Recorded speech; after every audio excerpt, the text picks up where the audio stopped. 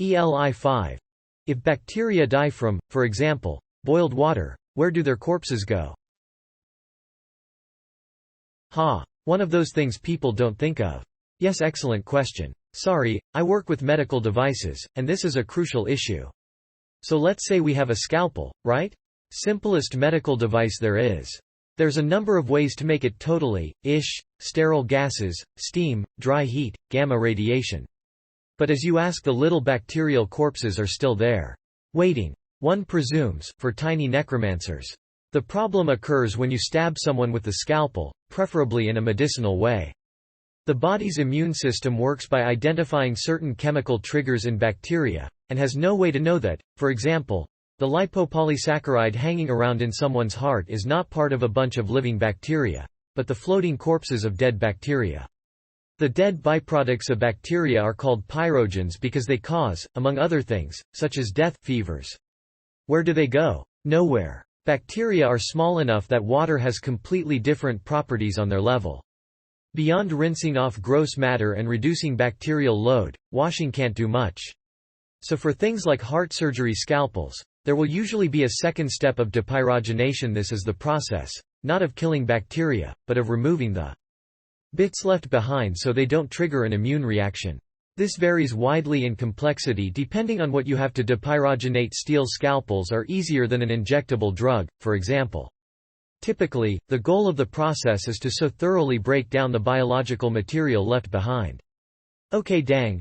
Fiddling with this post to answer some common questions. There will be more of the apparently popular time, not the Miles humor. PLZ, don't turn on me like wild dogs. KTHNX. My post on how depyrogenation can be done here. General note: endo and exotoxins are types of pyrogens. For more detail, go here. Where you, a literal marshmallow, you, Saint_Gaines, you, check horse battery, and you, chapped_assets go into detail about endo and exotoxins using incredibly inappropriate words for 5-year-olds like Leist, and amebsites keeping on Chuglin. Why not make instruments out of antibacterial materials? Or 3D print them? If it's a metal, you can just heat it. From a strictly technical standpoint, thermal heat is not the most efficient way to destroy the dead remnants of bacteria. But from a cost-effective standpoint, it's really cheap. So you might as well use steel. If it's a liquid, the issue isn't sterility. Sterile as dead germs. Depyrogenation is cleaning up the germ corpses and the death juices they spit out in their hate. Where it gets technically tricky is working with things like drugs or implantable substances, i.e. stuff that you can't just put in an oven. Quick rundown on terms. Cleaning a medical device is basically doing dishes, getting blood and bits off the reusable ones. PLZ, don't reuse single-use medical devices. That makes regulatory professionals sad, loudly crying. Disinfecting is using chemicals to get something pretty darn clean. Sterilization is killing all the germs on something. Depyrogenate is taking bacterial corpses and reducing their remaining structure to a point where your immune system won't recognize it and freak out. *SALX 10⁶ is the typical sterility level for a medical device.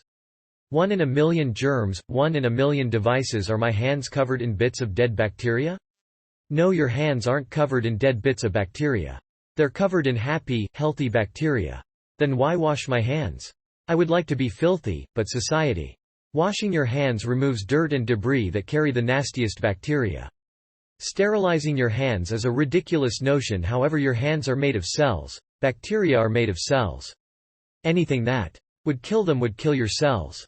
Your hands, and literally everything else on the world not currently under direct gamma radiation bombardment, are covered in bacteria.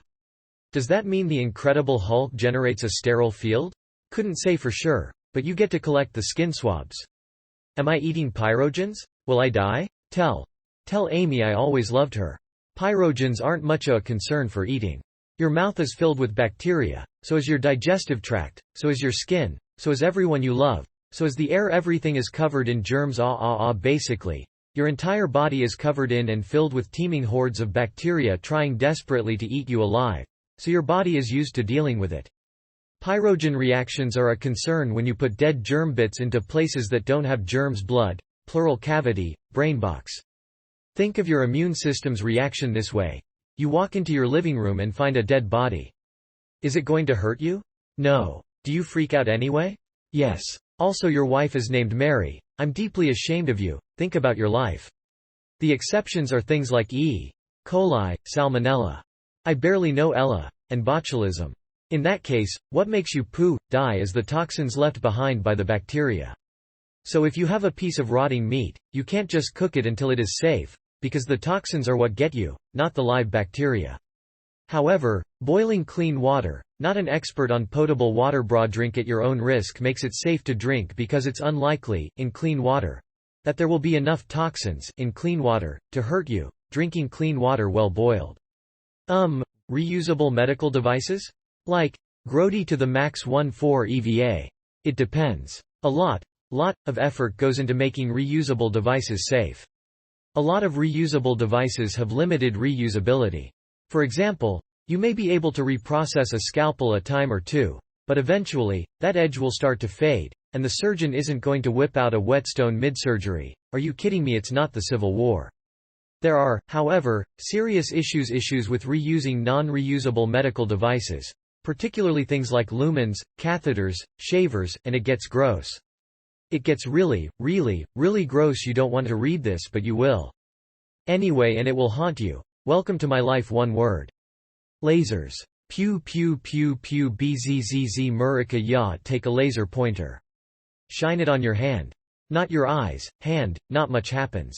Flesh is tough stuff, and mostly made of water, which tends to boil away under lasering, requiring lots of energy. Surgical lasers are huge and full of all sort of dangerous chemicals. Eye surgery uses lasers because eyes are delicate, weak, cowardly. What happens to dead bacteria in nature? Tiny. Necromancers. JK, they get et. Bacteria are just little bits of protein. The amino acids that they're made of aren't any larger than the ones that make cow cells. I know that bacteria can steal DNA from each other. Can they do this with pyrogens? And will this happen inside my body? Not a clue. Awesome question. Someone make an ELI5. This isn't a real ELI5. There are words of multiple syllables. You don't get the ELI5s like you used to.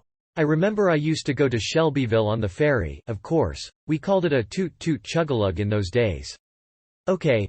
The real ELI5 for actual 5-year-olds and not just a Reddit metaphor for simplified explanations. Germs are tiny gross things that make you sick, and they can be in water. Ew, how do we kill them? Water gets hot. Real hot. Wow, so hot. Bubble bubble. But oh no, the germs left their bodies behind. Now, Timmy, pay attention.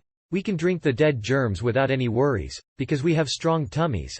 I know I don't have a six-pack, Timmy, okay, I work all day, damn. But what if you had to do important medicine on a person and open them up to help them? Well, then what can happen is the nasty dead germ bodies can get into someone's body.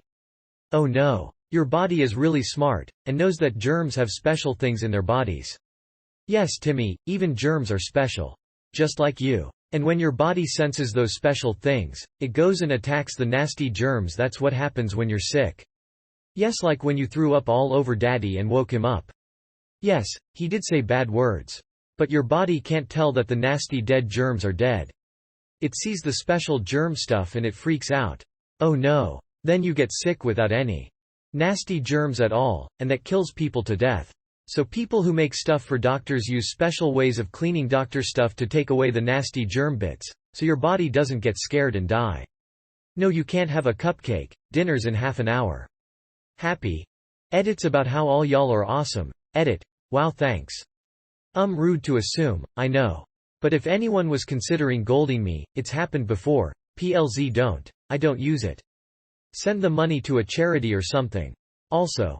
How does this have more upvotes than the post? You, Dwasera Lee, deserves your love too. Edit. You are all the best. I'm seriously flattered by the amount of interest in a pretty dry subject, and you've all been absolutely awesome. All the replies, PMs have been incredibly kind and genuinely interested. You give me hope for Reddit, and a disgusting amount of karma. Thank you all. Hour 18. If you have not experienced Reddit love before, let me explain. They're all so friendly. And curious. I'll try, Reddit. For you. For the karma. I've got an Augean stable of love in my inbox though.